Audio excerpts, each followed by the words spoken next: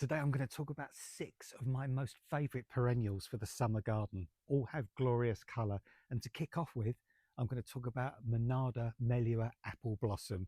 Oh, this is gorgeous. A lovely, lovely soft pink, such unusual flowers.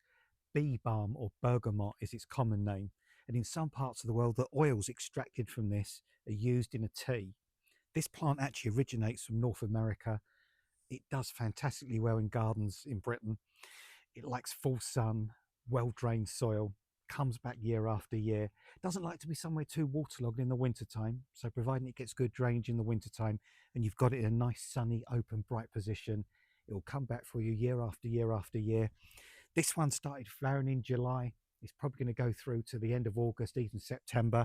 And what I tend to do is once the main flower on the top has finished flowering, say this one for example, then I'll get a pair of secateurs and I'll clip it down to a set of leaves about 3 or 4 sets down.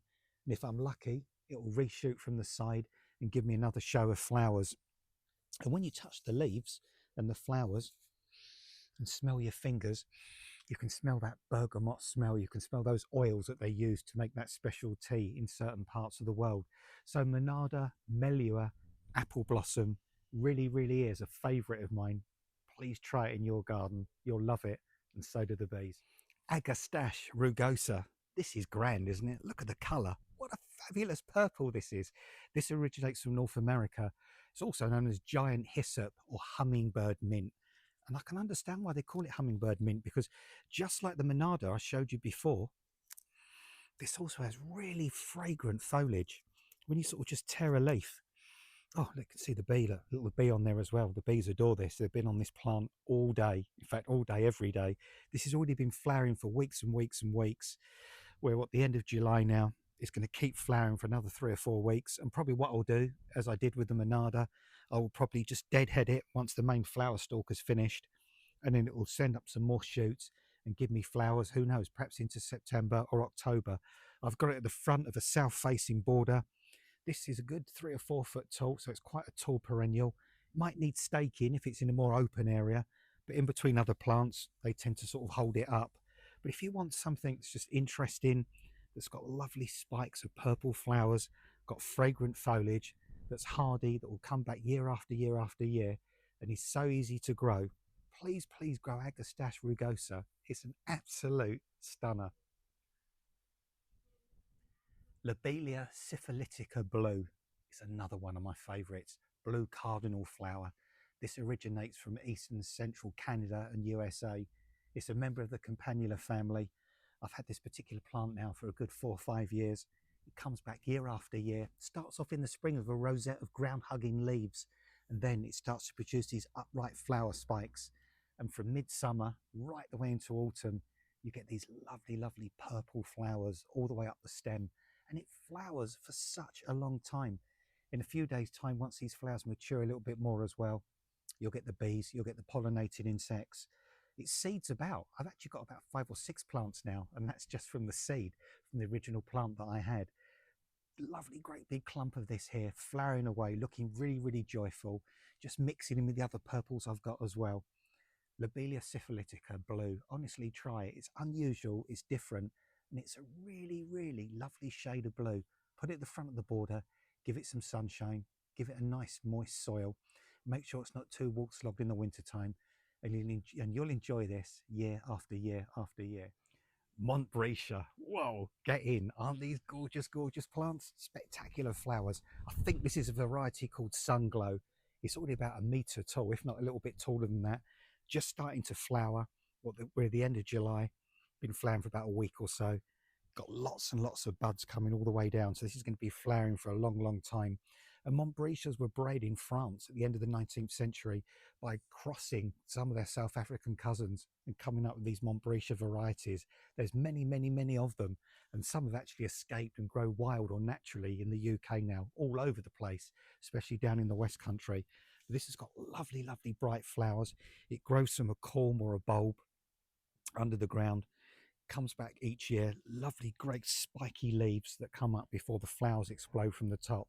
And then you just get these joyful, joyful flowers. Really, really is a plant worth trying. Montbretia. It's tough. This one's in quite a shady position, but it's still doing really, really well. It likes full sun as well, well drained soil, pretty much self-supporting. Just a really, really joyful perennial, and one I'm so glad I've got in my garden. Lithum salicaria, or purple loosestrife. What a knockout plant. I mean, if you like pink, this is definitely a plant to go for. The bees like this, the pollinating insects like this. It's found in large parts of the world. In fact, it's sort of escaped to different parts of the world as well from its original place. Nice tall plant, flowers for week after week after week. Eventually it forms these nice woody stems, dies down in the winter time, trim it back at the end of the winter, throws up these fresh flower spikes, but it just gives these huge, great big stems of really joyful pink flowers for such a long time. And it's quite an undemanding plant. It likes quite a moist soil, likes quite an open, sunny position. Sometimes you see it growing on riverbanks, open spaces with damp soil, grows all over the place. It's really tough, come back year after year. So if you just want a plant that's going to give you so much joy, so much colour, but it's just easy and simple to grow, try Lithum salicaria. It's a real knockout perennial. Rebeca Goldstone originates from North America. Oh, gorgeous, gorgeous, gorgeous, gorgeous. Cone flower is its other name. You can understand that as well because there's this cone in the middle of the flower here. When the flowers first start to open, they look a little bit strange, but as they mature, as they open out, they become much more daisy-like, really big flowers. And oh my goodness me, these flower for month after month after month. I think this is about the third year I've had this clump of Rebecca here. They've spread, they've filled a great big space. And we're the end of July and they're just starting to flower. And you can see the flowers on the top, but there's buds all the way down that are going to keep giving me flowers for another 6 weeks, 2 months, perhaps even 3 months. They're great in full sun or part shade. They like a well-drained soil with a little bit of moisture. Sunshine is their ideal preferred position. But as I say, they will do all right in dappled shade or part shade. If they get sun in the morning, shade in the afternoon, they'll be absolutely fine. These are pretty much self-supporting. They've formed a nice great big clump, so they kind of hold themselves up. If they was in a more open position, yeah, you might need to just put some canes or something around them just to hold them up a bit.